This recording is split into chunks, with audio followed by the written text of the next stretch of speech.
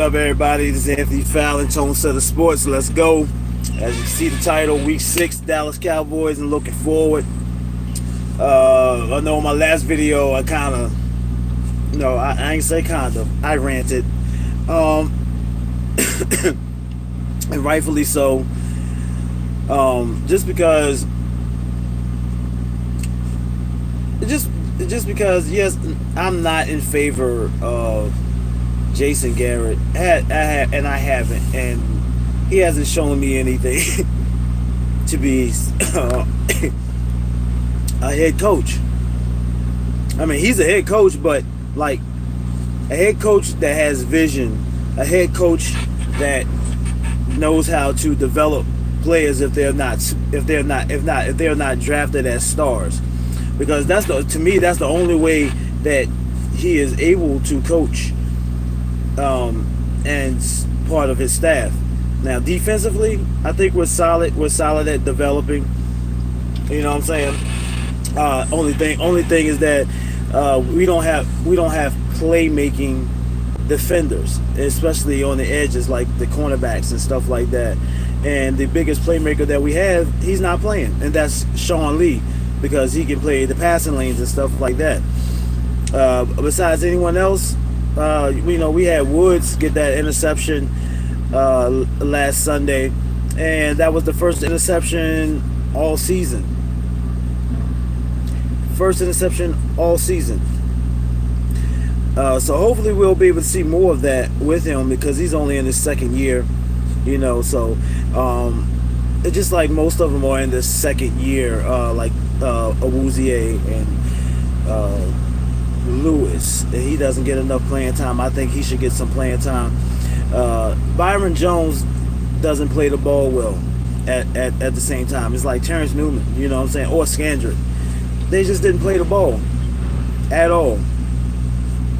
But it's all good. But just not to. I'm digressing a little bit from what I initially how I started the conversation. Garrett has to be handed elite level of players in order for his philosophy and scheme to work. Like, for instance, it wasn't until they did Romo a disservice. Now, Romo had some pieces. Witten, had T.O., you know what I'm saying, had Des Bryant, had Terry Glenn, had DeMarco Murray, and still they didn't get the job done, because they did it ass backwards, because the offensive line got old real fast on them, and it took them a while to figure that out, that they needed an O-line. And once they got an O-line, piece it together, with Tyron, and then Tyron, and then they got Martin and Frederick, you know what I'm saying, and they had O'Leary, stuff like that, and then drafted Collins, but that was after. But the line was pretty much established, and Collins was like that final piece after they let Leary go, you know what I'm saying, O'Leary go. But it wasn't until then they started seeing success. But by that time, Romo was already injury prone. His body couldn't hold up. So that's why 2016 you saw the rookie Dak Prescott come in, and they drafted a rookie stud running back. And see what I'm saying? I mean, look at what they did. This. Now I'm about to segue into something else, right? Because I'm gonna just keep that right there. Just that whole thing about DeMarco and Zeke right now, but he has to have superior talent, because if you ask me, it makes his coaching easy to where these guys are talented enough to where he don't really have to coach. All they got to do is execute. They're talented enough to execute, but that's only gonna last for so long, It's only gonna last for so long. And see what happens when They failed. Look at the things that has transpired over the years in his tender. And let's just go back a couple. Dez had the showing 2014. 2014. Who was the other receiver on the opposite side of Dez? Dez has always been a possession receiver. He never had that downfield speed to blow the top off, but his style of play was very physical, and he had the hops to jump over and grab that, and he was so strong. So back then they should have had a deep threat receiver, or a receiver that was a little bit more complete, that was not only a deep threat but also could run every route underneath. Should have had it then. So this team has never been complete on all levels, because once we got the O-line established, the running game established, then they had to go into the defense and remodel the whole defense. And now, so now that they got rid of Dez and Whitney retired, now we'll look at what they did. Was they panicked, for one thing, because they should have never got rid of Dez. I didn't like the shit Dez was doing last season, during the end of the season, all that ranting like a little child, you know what I'm saying? They should have never got rid of Dez. All they had to do was take Williams out of the lineup and insert Bryce. And possibly they still probably have to replace Witten, because he might have retired anyway. That's the way I felt when all that transpired in the off season and whatnot. You know what I'm saying? But although I was still on Dez because he wasn't getting open and stuff, but then I saw some reels, some film, and Dez was getting open on the deep dig routes and stuff like that. He ran those to perfection. I mean, you could have hit that all day with Dez on them dig routes and stuff, skinny posts. He was hitting those like it wasn't nothing. He just wasn't down the field. Stuff like that. So, but let's not. It's all. That's neither here nor there, because it's all said and done. But what I'm going to say is this. And so now we're faced with. We have the defense, somewhat of an O-line that's been inconsistent this year. I mean, due to injuries and one of our cogs in the line, our leader of the offensive line. But the running game has been there. Just got shut down last Sunday. Why? It's because we revamped the whole wide receiving core. So they are a step behind. See, as a coach, as a GM, that you should be understanding what's needed beforehand. You're supposed to have that vision. Like, we need to get some more speed up in here. But you had speed on the bench, but you refused to play him consistently. And when every time he got excuse me, got allergies, man. But you refused to play Bryce Butler. You refused to start him. You only used him on go routes. But anyway, so let's go hindsight a little bit. Now this is a major concern for me, because I'm doing all the look forward right now, the looking forward, whatnot. But it's more that's to come, because I'm gonna also bring in week 6 Jacksonville and make it short and sweet on that part with the game and stuff, because we know this could be a surprise, or it can go very bad. You know what I'm saying? It come down to the wire again. But anyway, with Zeke, I said this before in the preseason, I do not want them running Zeke like that to where he's gonna get 400 carries in one season. Do you know what happened to DeMarco Murray when he reached that 400 mark? He was released and let go and went on to Philly and went on to Tennessee Titans. Now he's retired. So Zeke is going to get 400 carries if they don't improve this wide receiving core. Matter of fact, that's why I said use Bo Scarborough and Rod Smith early in the season to keep his legs fresh. You're not going to keep Zeke fresh if you're going to run the shit out. If you're going to get all of these touches, you're going to get 20 carries, and they're going to feed, and plus they're going to pass him the ball because the offense pretty much has to run through him primarily. And people saying that these wide receivers aren't getting the job done, they ain't getting open. That's a damn lie. It's because our quarterback is not trusting the offensive line, and he's not trusting what he's reading. Dak has a problem with pre-snap reading. You know what I'm saying? He's not reading his pre-snaps all the way. And sometimes defenses are just going. When you got a good defense and a good defensive coordinator that has a good scheme, they're going to get you sometimes.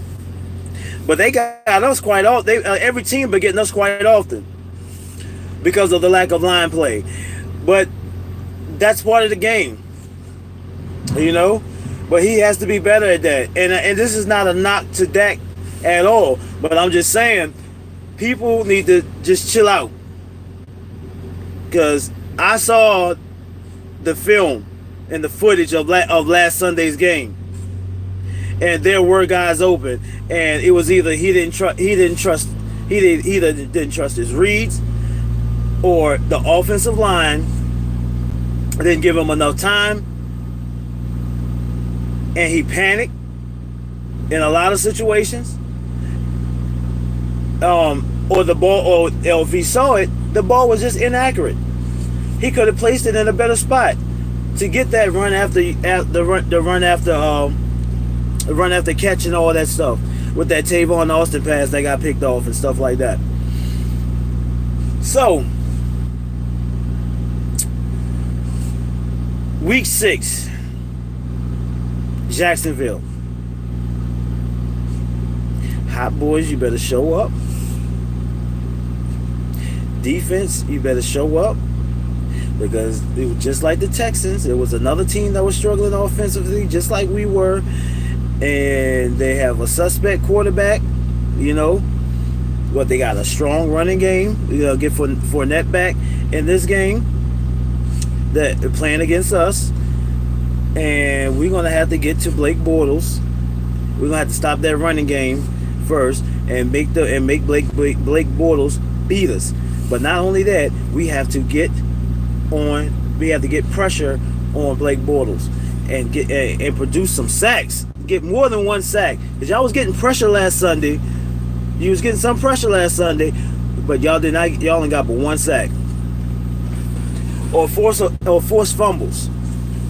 You know, like I said, this has to be a defense that's going to produce turnovers and turn them into points via interception, via fumbles, you know, and that helps with pressure and sacking the quarterback, making him uncomfortable. But I honestly think we match up well with Jacksonville, and I think that I feel like we're gonna win this damn game. I'm not counting my chickens before they hatch. I just have a feeling, me personally, that I think we're gonna win this damn game. Because I think that we're a team that's going to win, lose. You know? Now they just have to get hot at the right time. It seemed like it's going to take them the offense a little longer to catch up. You know? Because normally you need about 4 weeks. Obviously they need about 6 weeks. Because they might put on. They might put on this coming Sunday or whatnot. They might put on for real. Now, I just need them to build continuity. I need them to build some chemistry. I need them to build just continue to build,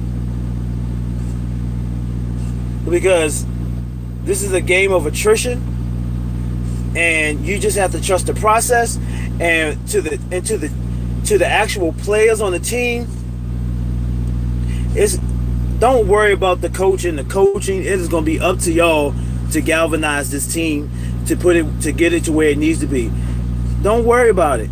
If you feel like the coaching is not up to par, I mean, just take the game plan. But y'all got to start taking ownership of this season to make it happen, for better or for worse.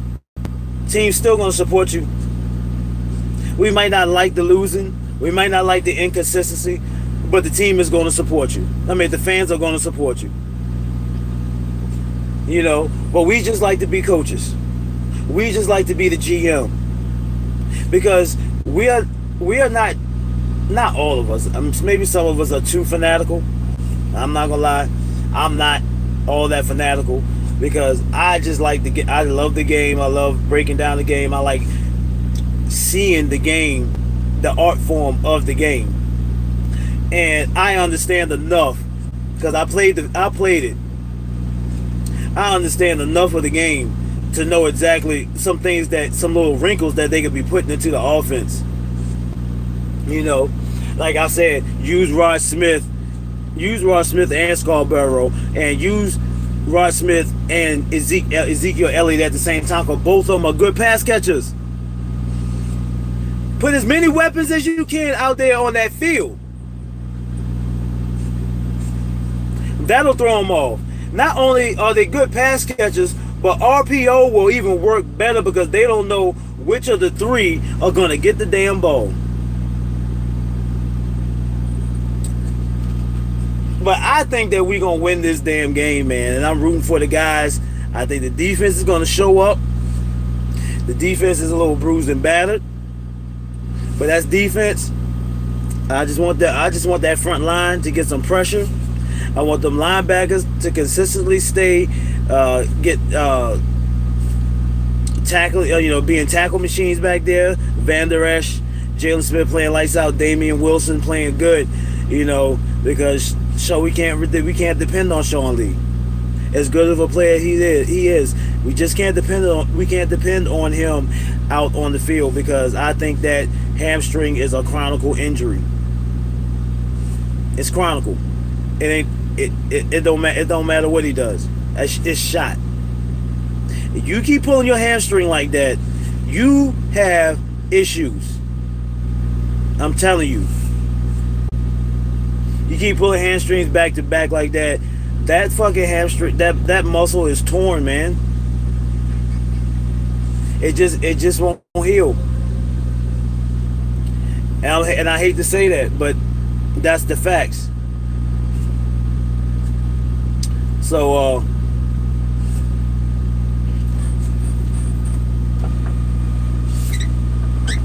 right, man. You have a good one. Yeah, they finally done with my load. Head on down to Waco in Dallas right now. I like to stop by and holler at the team for real if I had the time. But yeah.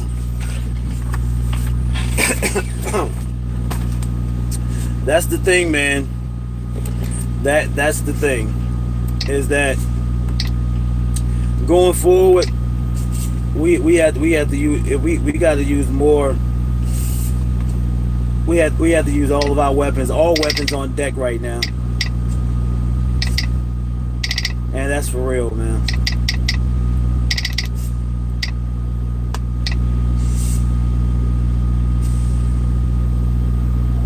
So that's all I really have, guys. I'm about to hit this road. Got about another hour and a half drive from Tech to Waco, and guess we talk to you later. I guess I'll make one after the game. I don't know how this game gonna play out, because we just don't know. The team doesn't really know itself, and I just hope they find themselves, because the season is not lost. I just want to see them fight, man. I just want to see the offense, you know, get up and down the field, and let that defense be dominant because they need rest. Because really, that's what ultimately led to the loss. It's because that defense couldn't keep going out on that field, man. And it was the battle of defenses last Sunday. Which defense was going to give up the play that was going to lose the game? And we do not need to be putting that defense in that kind of position because we will lose just about every time. So with that being said, y'all, this Tone Set of Sports. Peace. I'm out.